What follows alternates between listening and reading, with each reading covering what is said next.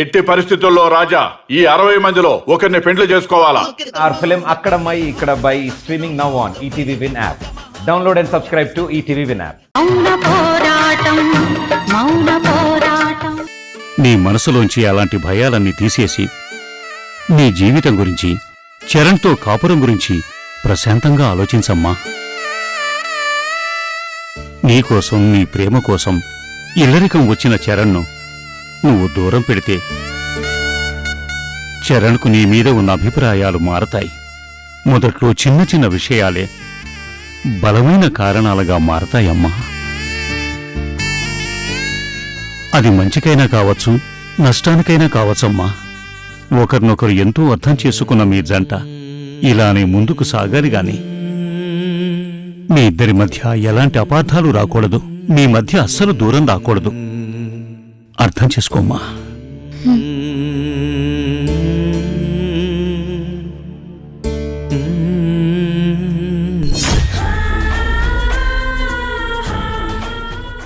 ఏ ముసలే, నీ మాటలతో నీ మనవరాలి మనసు మార్చి చరణ్ను దూరం పెట్టనివ్వకుండా చెయ్యాలని చూస్తున్నావా?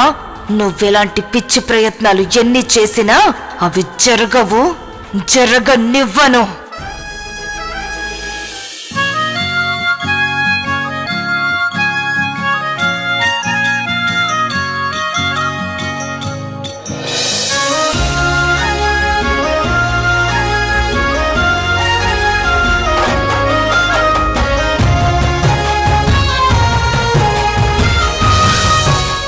Welcome to the new world.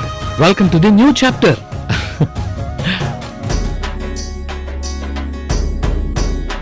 ఏంటి సౌందర్య, బెడ్రూమ్లోకి ఎవరైనా ఇలా వెల్కమ్ చెప్తారా అని నన్ను ఒక పిచ్చోని చూసినట్టు చూస్తున్నావు కదా? ఏం పర్లేదు, చూడు. నీ ప్రేమలో పడ్డ పిచ్చోణ్ణి. నీతో కలిసి జీవితాంతం బతకాలని పిచ్చిగా కోరుకుంటున్నవాని నేనే కదా.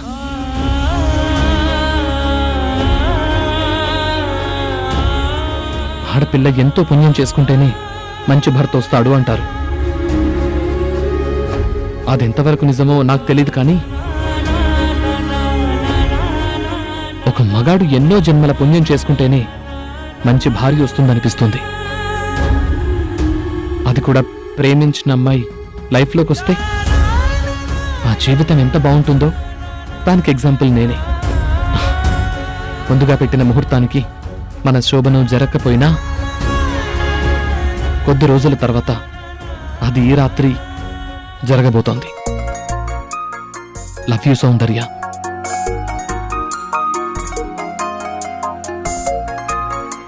ఇక ముందు మన జీవితంలో ఎలాంటి అనర్థాలు జరగకూడదని మనసులో గట్టిగా కోరుకున్నాను. నువ్వు కూడా కోరుకో. మనిద్దరి మనసుల్లోనూ ఈ రాత్రి ఒక తీయని జ్ఞాపకంగా ఎప్పటికీ మిగిలిపోవాలి.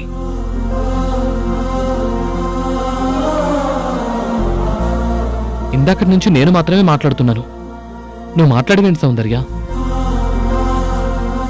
ఈ శోభనం రాత్రి మన మాటలతో కాలక్షేపం చేయకూడదని ఇండైరెక్ట్ గా చెప్తున్నావా?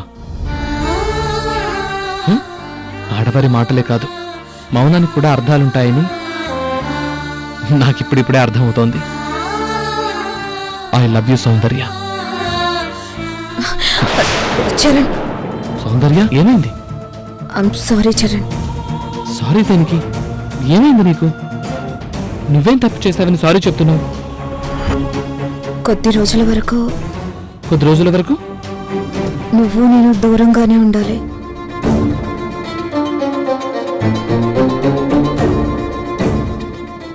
ఎందుకలా? నేను చాలా నిష్ఠగా 108 రోజులు దీక్ష చేస్తున్నాను.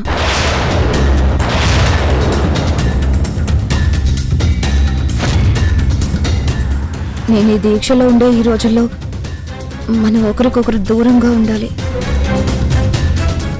అనుకోని కొన్ని ఇన్సిడెంట్స్ ఏవో జరిగాయని నువ్వు ఇలాంటి డెసిషన్ తీసుకుంటావా? జరిగిన దానికి ఇక్కడ అందరం బాధపడే వాళ్ళమే. ఇప్పుడు కాస్త అత్తయ్యగారు కూడా కోలుకున్నారు కదా, అయినా నువ్వు ఇంకా అదే ఆలోచనకి భయపడుతున్నావు. అందుకే ఇలాంటి దీక్ష తీసుకున్నావు కదా. నీ మానసిక పరిస్థితి బాలేదని కదా మన శోభను ఇన్ని రోజులు పోస్ట్పోన్ చేస్తూ వచ్చాం.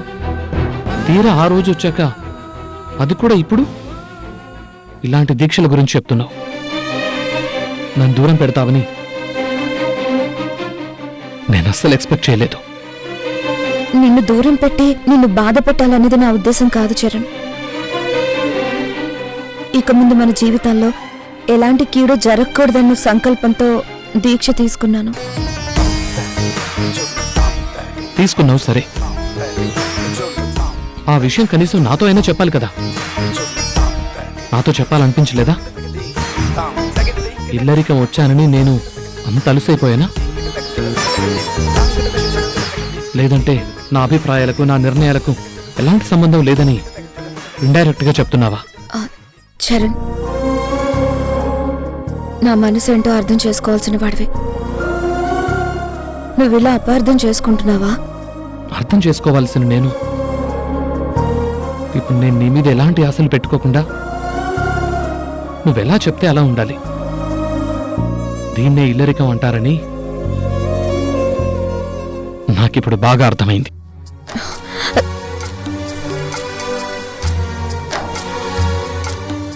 చరణ్, ఏమైంది?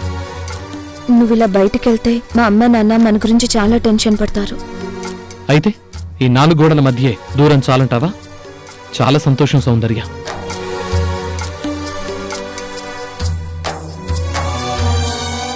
సారీ చరణ్, కొద్ది రోజుల వరకు మన మధ్య ఈ దూరం తప్పదు.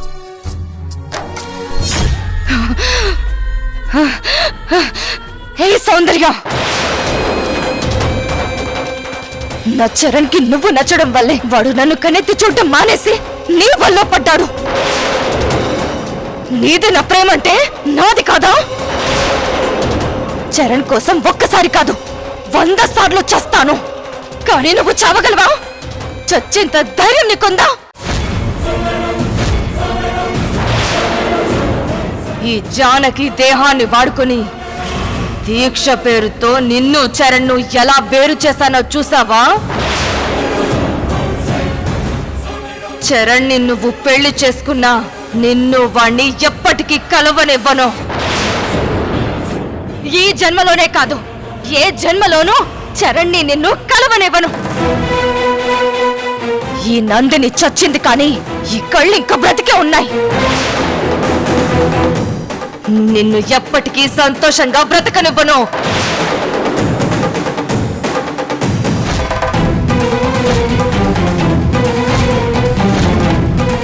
చరణ్ని ప్రేమించి నువ్వు చాలా పెద్ద తప్పు చేశావని నీకు అర్థమయ్యేలా చేసి నిన్ను చంపేస్తాను. నిన్ను చంపాకే నాకు ఆత్మశాంతి.